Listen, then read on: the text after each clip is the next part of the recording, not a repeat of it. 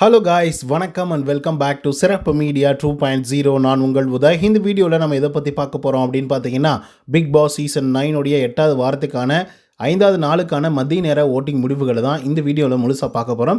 So இந்த வீடியோக்கு போகிறதுக்கு முன்னாடி நம்மளோட சேனலை சப்ஸ்கிரைப் பண்ணாதவங்க சப்ஸ்கிரைப் பண்ணி வச்சுக்கோங்க. பக்கத்தில் ஒரு பெல் ஐக்கான் இருக்கும், அதையும் ப்ரெஸ் பண்ணி ஹாலில் போட்டுக்கோங்க. அப்போ தான் நாங்கள் அப்டேட் பண்ணுற ஒவ்வொரு வருஷமும் உங்களுக்கு நோட்டிஃபிகேஷன் வந்து சேரும்.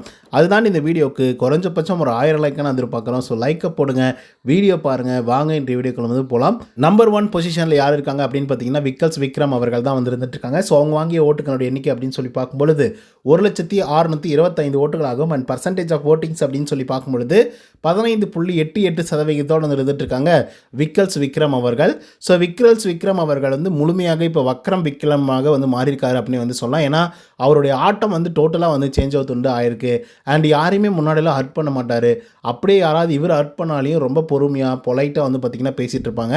பட் இப்போ எல்லாமே டோட்டலாக வந்து சேஞ்ச் அவுட் ஆகிருக்கு. இதில் யாரா டெவில் முகம் கொண்ட ஆட்கள் அப்படின்னு சொல்லி கேள்வி கேட்குற அளவுக்கு பண்ணிட்டு இருக்காங்கன்னா பார்த்துக்கோங்க. 2வது பொசிஷனில் யார் இருக்காங்க அப்படின்னு பார்த்தீங்கன்னா, விஜய் பார்வதி அவர்கள் தான் வந்து இருந்துட்டு இருக்காங்க. ஸோ அவங்க வாங்கிய ஓட்டுகளோட எண்ணிக்கை அப்படின்னு சொல்லி பார்க்கும்பொழுது 84,711 ஓட்டுகளாகும். அண்ட் பர்சன்டேஜ் ஆஃப் ஓட்டிங்ஸ் அப்படின்னு சொல்லி பார்க்கும்பொழுது 13.37% இருந்துட்டு இருக்காங்க விஜய் பார்வதி அவர்கள். ஸோ விஜய் பார்வதியை பொறுத்தவரையிலே ஒரு நல்ல பிளேயர், அதில் எந்த விதமான மாற்று கருத்துமே வந்து கிடையாது. பட் இந்த வாரத்தில் ஒட்டுமொத்த பேரும் பயங்கரமாக டார்கெட்டடாக பார்வதி அவர்களை மட்டுமே எதிரியாக நினைக்கிறது தான் மிகப்பெரிய அளவில் ஒரு கொஸ்டின் மார்க்காக வந்திருக்கு, இன்க்ளூடிங் பிக் பாஸ் முதல் கொண்டு. 3வது பொசிஷனில் யார் இருக்காங்க அப்படின்னு பார்த்தீங்கன்னா, திவ்யா கணேஷ் அவர்கள் வந்திருக்காங்க. ஸோ அவங்க வாங்கிய ஓட்டுகளோட எண்ணிக்கை அப்படின்னு சொல்லி பார்க்கும்பொழுது 74,324 ஓட்டுகளாகும். அண்ட் பர்சன்டேஜ் ஆஃப் ஓட்டிங்ஸ் அப்படின்னு சொல்லி பார்க்கும்பொழுது 11.73% வந்து இருக்காங்க திவ்யா கணேஷ் அவர்கள். ஸோ திவ்யா கணேஷ் அவர்களை பொறுத்தவரையிலும் ஒன்றுத்துக்குமே புரோஜனம் இல்லாத நிறைய வேலைகள் வந்து பார்த்திங்க அப்படின்னா வீட்டுக்குள்ளே வந்து பண்ணிட்டு இருக்காங்க. பெருசாக வந்து ஃபோக்கஸ்டாக இந்த கேமில் வந்து என்ன பண்ணலாம் என்ன செய்யலாம் அப்படிங்கிறதுல ஒரு துளி கூட இன்ட்ரெஸ்டே இல்லாத மாதிரி வந்து இருந்துட்டு இருக்காங்க. ஸோ இப்படிப்பட்ட ஆட்கள்லாம் உள்ளே விட்டதுக்கு பதிலாக வேறு யாராவது ஆட்களை உள்ளே விட்டுருந்தா ரொம்ப நல்லா இருந்திருக்கும் அப்படின்றது தான் என்னுடைய கருத்து. 4வது பொசிஷனில் யார் இருக்காங்க அப்படின்னு பார்த்தீங்கன்னா, கமருதீன் அவர்கள் வந்து இருக்காங்க. ஸோ அவங்க வாங்கிய ஓட்டுகளோட எண்ணிக்கை அப்படின்னு சொல்லி பார்க்கும்பொழுது 72,290 ஓட்டுகளாகும்.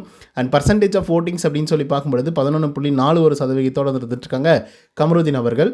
ஸோ கமருதீனை பொறுத்தவரையிலையும் நல்ல பிளேயர் தான். பட் அவருக்கு வந்து பார்த்திங்கன்னா 2 பக்கமும் சப்போர்ட் கிடைக்கிறதுனால இன்னும் கூட வேறு லெவலில் பர்ஃபார்மன்ஸ் வந்து பண்ணிட்டு இருக்காரு.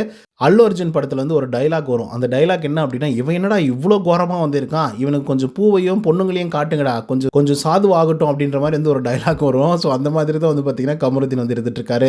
5வது பொசிஷனில் அமித் அவர்கள் வந்திருக்காங்க. ஸோ அவங்க வாங்கிய ஓட்டுகளோட எண்ணிக்கை அப்படின்னு சொல்லி பார்க்கும்பொழுது 47,963 ஓட்டுகளாகும். அண்ட் பர்சன்டேஜ் ஆஃப் ஓட்டிங்ஸ் அப்படின்னு சொல்லி பார்க்கும்பொழுது 7.57% இருந்துட்டு இருக்காரு அமித் அவர்கள். ஆக்சுவலாக அமித் அவர்களுக்கு மிகப்பெரிய அளவில் ஒரு கிளாப்ஸ் வந்து நம்ம கொடுத்தே ஆகணும். ஏன் அப்படின்னு பார்த்தீங்கன்னா, டேஞ்சர் ஜோன்லேருந்து கொஞ்சம் கொஞ்சமாக மேலே வந்து 5வது பொசிஷனுக்கு வந்திருக்காரு அப்படிங்கிறது ஒரு சாதாரணமான ஒரு விஷயம் கிடையாது. நான் 6 பேரை கீழே தள்ளிட்டு இவர் வந்து மேலே வந்திருக்காரு.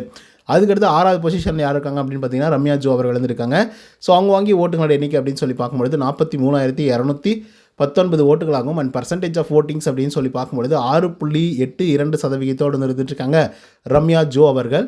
ஆக்சுவலாக ரம்யா ஜோ அப்படி என்ன தான் பண்ணிட்டாங்க அப்படின்னு சொல்லி இவ்வளோ வாக்குகள் வருதுன்னு எனக்கு தெரியல. மேபி வியானா அவர்கள் எவிக்டை வெளியே போட்டோம், அட்லீஸ்ட் ரம்யாவாவது உள்ளே இருக்கட்டும் அப்படின்னு யோசித்து மக்கள் வந்து ஓட்டு போடுறாங்களான்னு தெரியல.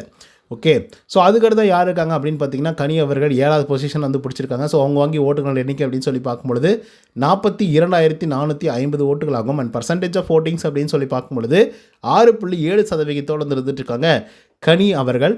ஸோ கனியை பொறுத்தவரையிலே நல்ல பிளேயர் அப்படின்னு சொல்லி ஒரு 4 வீடியோவில் சொல்லிட்டேன்.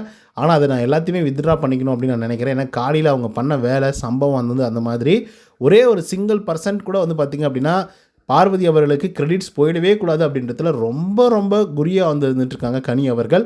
ஸோ அதுக்காக என்ன எக்ஸ்ட்ரீம்னாலையும் போகிறதுக்கு ரெடியாக இருக்காங்க. 8வது பொசிஷனில் வியானா அவர்கள் வந்திருக்காங்க. 42,369 ஓட்டுகள் வந்து வாங்கியிருக்காங்க. அண்ட் பர்சன்டேஜ் ஆஃப் ஓட்டிங்ஸ் அப்படின்னு சொல்லி பார்க்கும்பொழுது 6.69% இருந்துட்டு இருக்காங்க வியானா அவர்கள். ஸோ வியானாவை பொறுத்த வரலையும் ஒரே ஒரு சிம்பிள் மட்டும்தான். அதாவது இந்த பொண்ணை நம்ம ரொம்ப க்யூட்டாக வந்து பார்த்துட்டு இருந்தோம், இப்போது ஒரு பேய் மாதிரி வந்து பார்த்துட்ருக்கோம். ஸோ இப்படியே போச்சு அப்படின்னா அவங்க தான் இந்த வாரத்தில் எவிக்டாக வெளியே போவாங்க அப்படின்னு சொல்லி யோசிக்கும் போது பட் திடீர்னு வந்து வியானா அவர்களுக்கு நல்ல வாக்குகள் குவிஞ்சு மேலே வந்திருக்காங்க. 9வது பொசிஷனில் அரோரா சிங்க்லர் 42,352 ஓட்டுகளாகும். அண்ட் பர்சன்டேஜ் ஆஃப் ஓட்டிங்ஸ் அப்படின்னு சொல்லி பார்க்கும்பொழுது 6.68% வந்து இருந்துட்டுருக்காங்க அரோரா சிங்க்லர் அவர்கள்.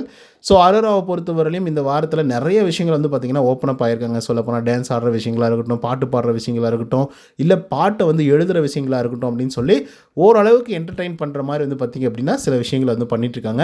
ஸோ அதுவே வந்து பார்த்திங்க அப்படின்னா அவங்ககிட்டருந்து எதிர்பார்த்த விஷயத்துக்கும் அதிகமாக தான் வந்து பார்த்திங்கன்னா அவங்க கொடுத்துட்ருக்காங்க. 10வது பொசிஷனில் யார் இருக்காங்க அப்படின்னு பார்த்தீங்கன்னா சாண்ட்ரா அவர்கள் வந்து இருக்காங்க. ஸோ அவங்க வாங்கிய ஓட்டுகள் எண்ணிக்கை அப்படின்னு சொல்லி பார்க்கும்பொழுது 41,688 ஓட்டுகளாகும். அண்ட் பர்சன்டேஜ் ஆஃப் ஓட்டிங்ஸ் அப்படின்னு சொல்லி பார்க்கும்பொழுது 6.58% இருந்துட்டுருக்காங்க சாண்ட்ரா அவர்கள். ஸோ சாண்ட்ரா அவர்களுடைய வாழ்க்கையிலே ஒட்டுமொத்தமாக அப்படியே திருப்பி போட்ட ஒரு தருணம் அப்படின்னா லாஸ்ட் வீக் அப்படின்னு வந்து சொல்லலாம். ஏன்னா ஃபுல்லாக பிடிச்சி ரோஸ்ட் பண்ணதின் காரணமாக சாண்ட்ரா அவர்களும் பிரஜன் அவர்களும் கடைசி இடத்துக்கு வந்திருக்காங்க. இதில் சாண்ட்ரா அவர்கள் ஃபஸ்ட் இடத்துல இருந்தாங்க, செகண்ட் இடத்துல கூட வந்திருந்தாங்க. பட் இப்போது பார்த்திங்க அப்படின்னா அப்படி டோட்டல் ஆப்போசிட்டாக, அதாவது கடைசி 2வது இடத்துல வந்து இருந்துட்டுருக்காங்க. 11வது இடத்துல வந்து பிரஜன் அவர்கள் வந்திருக்காங்க. ஸோ அவங்க வாங்கிய ஓட்டுகளோட எண்ணிக்கை அப்படின்னு சொல்லி பார்க்கும்பொழுது 651 ஓட்டுகளாகும். அண்ட் பர்சன்டேஜ் ஆஃப் ஓட்டிங்ஸ் அப்படின்னு சொல்லி பார்க்கும்பொழுது 6.57% வந்து இருந்துட்டுருக்காங்க பிரஜன் அவர்கள். ஸோ பிரஜன் அவர்களுக்கு அவ்வளோதான் முடிச்சு விட்டாங்க கதை அப்படின்ற மாதிரி.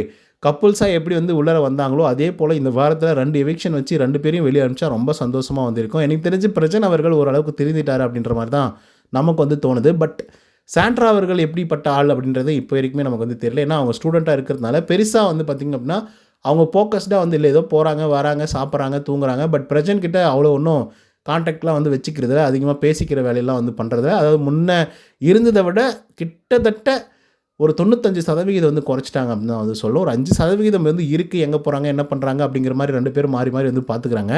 பட் இருந்தாலும் பெருசாக முன்னளவுக்கு வந்து பார்த்திங்க அப்படின்னா அந்த அஃபெக்ஷன் வந்து காட்டுறது அந்த மாதிரி வேலைகள்லாம் பண்ணலை. ஓகே, ஸோ இப்போ என்ன பிரச்சனை அப்படின்னு பார்த்தீங்கன்னா கிட்டத்தட்ட ஓகேங்களா, கிட்டத்தட்ட நான் சொல்லக்கூடிய ஆட்கள் எல்லாருமே டேஞ்சர் ஜோனில் இருக்காங்க. 1 ரம்யா, 2 கனி, 3வது வியானா, 4வது அரோரா, 5வது சாண்ட்ரா, 6வது பிரஜன். ஓகேங்களா, இந்த 6 பேருமே வந்து பார்த்திங்க அப்படின்னா டான்சர் ஜோனில் தான் வந்து இருந்துட்டுருக்காங்க. சடனாக வந்து பார்த்திங்க அப்படின்னா ரம்யா ஜோ அவர்களுக்கு அதிகப்படியான வாக்குகள் வந்து விழுந்திருக்கு. ஸோ அதனால் வந்து ரம்யா ஜோ டக்குன்னு வந்து பார்த்திங்க அப்படின்னா 6வது 7வது பொசிஷனுக்கு வந்து போயிட்டாங்க. கொஞ்சம் ஸ்ட்ராங்காக இருந்த அரோரா வந்து பார்த்திங்கன்னா அப்படியே கீழே வந்து 8வது பொசிஷனுக்கும் என்னமோ வந்திருக்காங்க. ஸோ அதுக்கடுத்த பிரஜன் அண்ட் சாண்ட்ரா, பிரஜன் ஓரளவுக்கு ஸ்ட்ராங்காக வந்திருந்தார். சாண்ட்ராவும் வந்து பார்த்திங்க அப்படின்னா ஓரளவுக்கு ஸ்ட்ராங்காக வந்திருந்தாங்க.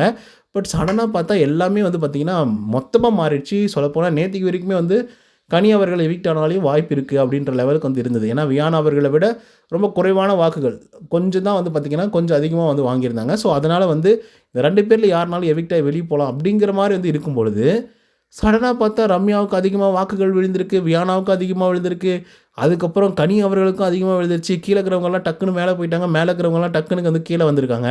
ஸோ அதனால் நிறைய குளறுபடிகள் வந்து பார்த்திங்க அப்படின்னா நடந்துகிட்ருக்கு. ஸோ இதுக்கிடையில் இந்த 6 பேரில் யார் எவிக்ட் பண்ணி வெளியே அனுப்புகிறாங்க அப்படிங்கிறது நம்ம பொறுத்து தான் பார்க்கணும் ரியலாகவே. ஸோ ஓகே கைஸ், இதுதான் ஓட்டிங் முடிவுகள். கண்டிப்பாக நீங்கள் பார்த்துருப்பீங்க அப்படின்னு நான் நினைக்கிறேன். ஸோ நீங்கள் யாருக்கு சப்போர்ட் பண்ணுறீங்க அப்படிங்கிறத கமெண்ட்ஸில் வந்து பதிவு பண்ணுங்கள். இந்த வீடியோ உங்களுக்கு வந்து பிடிச்சிருக்குன்னு நினைக்கிறேன். பிடிச்சிருந்தா லைக் அண்ட் சப்ஸ்கிரைப் பண்ண மறந்துடாதீங்க. இன்னொரு தவறான சந்தேகம். Until then bye from Uday. நன்றி, வணக்கம்.